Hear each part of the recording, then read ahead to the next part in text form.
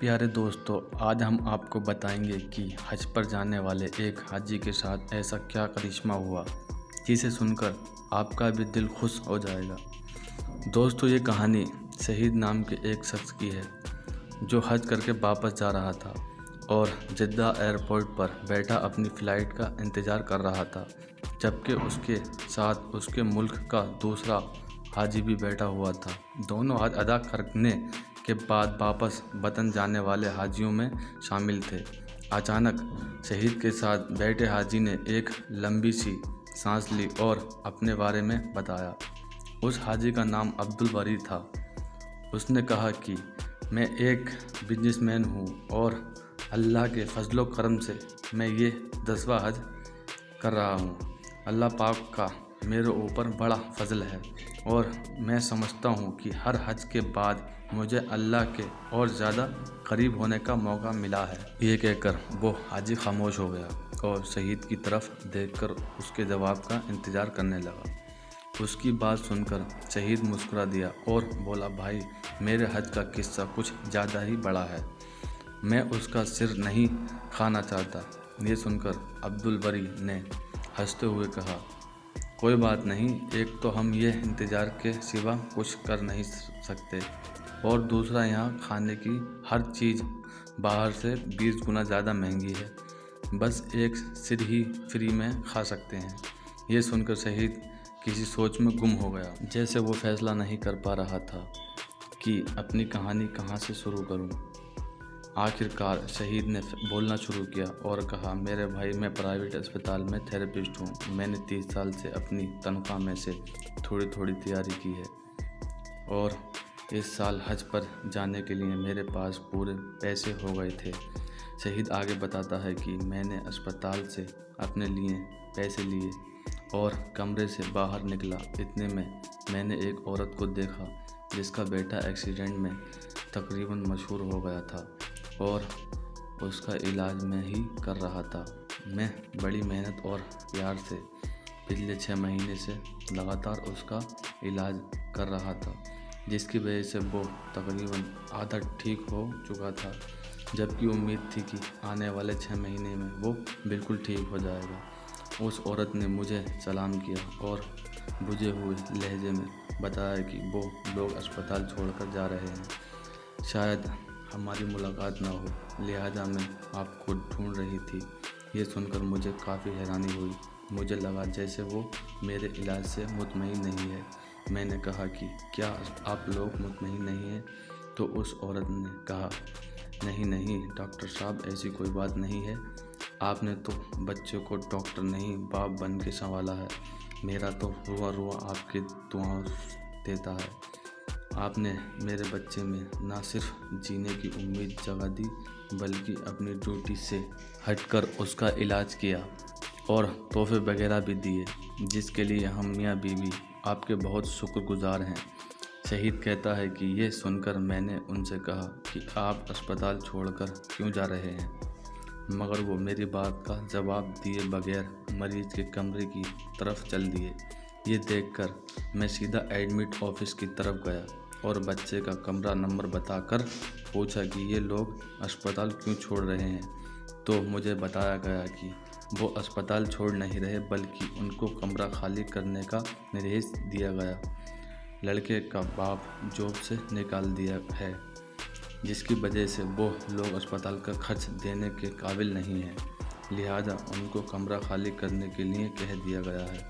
شہید کہتا ہے کہ یہ سن کر میں وہاں سے مینیجر صاحب کے آفس میں گیا، ان سے سفارش کی بچے کے علاج جاری رکھنے کے لیے۔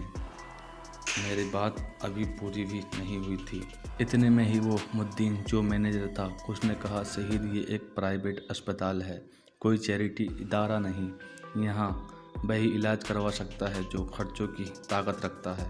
مدیر کا یہ جواب سن کر میں جیسے ہی مڑا تو میرا سیدھا ہاتھ میری جیب سے ٹکرا گیا جس میں میرے حج کے پیسے رکھے ہوئے تھے۔ آفس سے نکل کر میں نے آسمان کی طرف دیکھا اور کہا، اللہ، تو اچھی طرح جانتا ہے مجھے تیرے گھر آنے کا کس قدر شوق ہے، اور اب جب کہ میرا خواب حقیقت بننے والا ہے تو میں ایک بچے کی زندگی کا سوال کھڑا ہوا ہے۔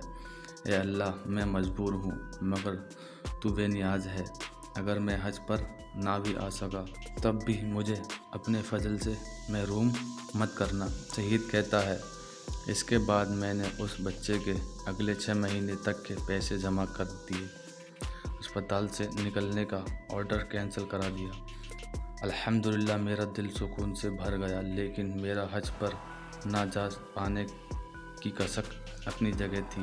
عبدالبری جو شہید کی بات سن رہا تھا وہ کہنے لگا، آپ نے اپنے حج کے پیسے اس عورت کے بچے کو علاج کے لیے دے دیے تو آپ پھر حج پر کیسے آ گئے؟ یہ سن کر شہید بھائی نے کہا، جب میں گھر آ کر لیٹا تو حج کی مناسک کا ایک ایک منظر میری نظروں میں گھوم رہا تھا۔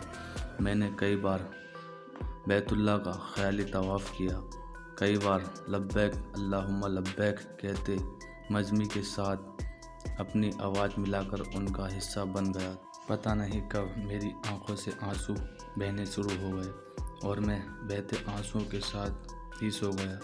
میں نے دیکھا کہ میں بیت اللہ کا طواف کر رہا ہوں اور لوگ مجھے میرا نام لے کر حج کی قبولیت کی بشارتیں دے رہے ہیں۔ وہ کہہ رہے ہیں، اے شہید، اللہ نے تیرا حج قبول کر لیا، میرے حج کے قبولیت کی بھی دعا کرنا۔ شہید کہتا ہے کہ اسی کیفیت میں فون کی گھنٹی نے مجھے جگا دیا۔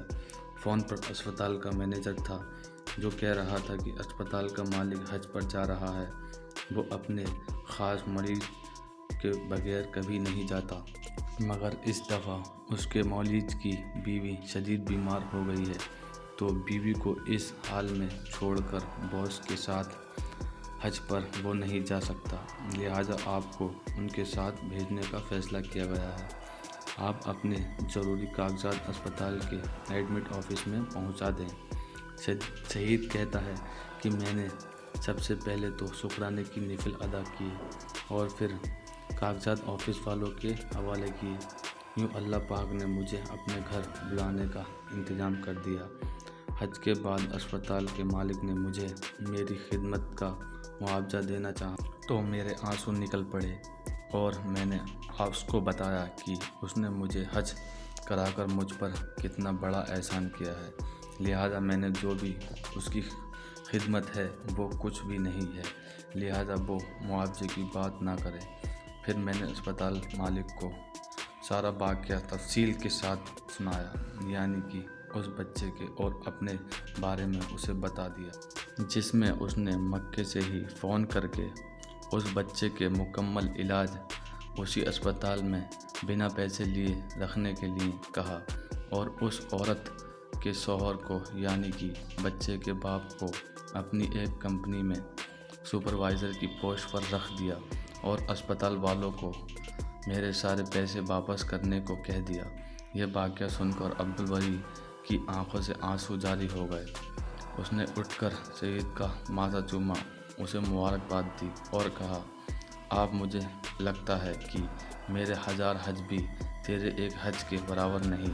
اس نے اس کے اس طرح حج پر آنے کی تعریف کی اور کہا، حاجی شہید، اللہ پاک سے میرے حج کی قبولیت کی دعا کر دو، اللہ پاک تمہارے حج میں برکت عطا کرے۔